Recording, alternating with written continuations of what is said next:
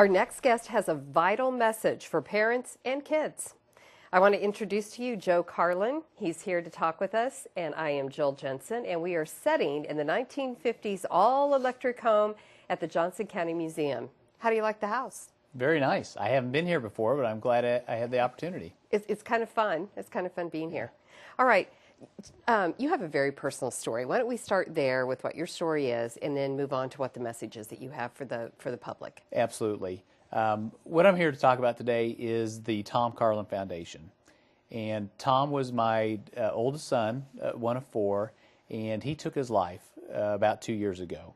And so that event was so painful, and we wanted to do everything we could to make sure we kept as many families from experiencing the same thing, and we created an environment and opportunities for kids to thrive instead of choosing a path like that or being depressed and not seeking help.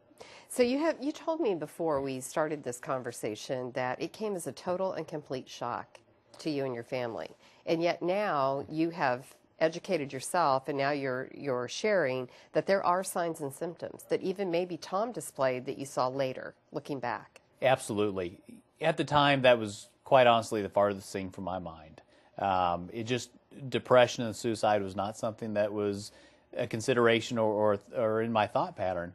But looking back now, and as I have become more educated on suicide and become more educated on depression, I do see signs that he did present, but he did a very good job of hiding them as well, as most people do. So part of our mission from the foundation is to educate people, be it teens, coaches, teachers, parents, on what some of those signs are and what they can do. Okay, well, we have a little bit of time. Run me through some examples of things that you might teach. Sure. Our motto is talk, listen, act. And so describing that, the talk is fairly self-explanatory. That's about talking with your teens, talking with their teachers, and just opening that line of communication.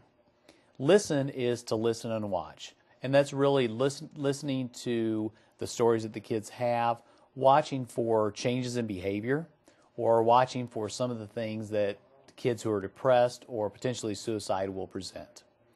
And then lastly, it's ACT. And that's actually an acrostic for acknowledge, care, and treatment.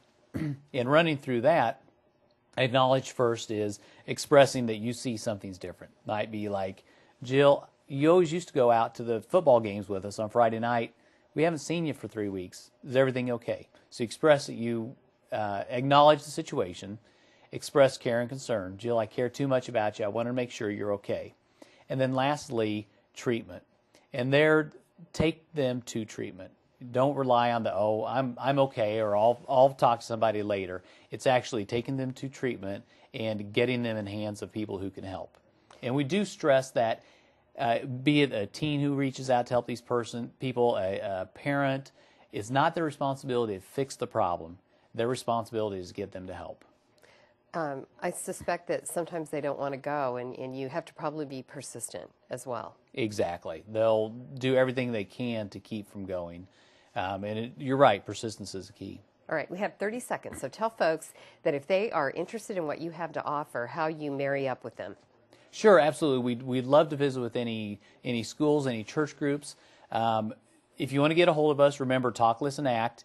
Our Twitter handle is @TalkListenAct, and we're on the web at talklistenact.org. All right, perfect. So good to hear your story and to meet you. Thank you very much. That's all the time we have.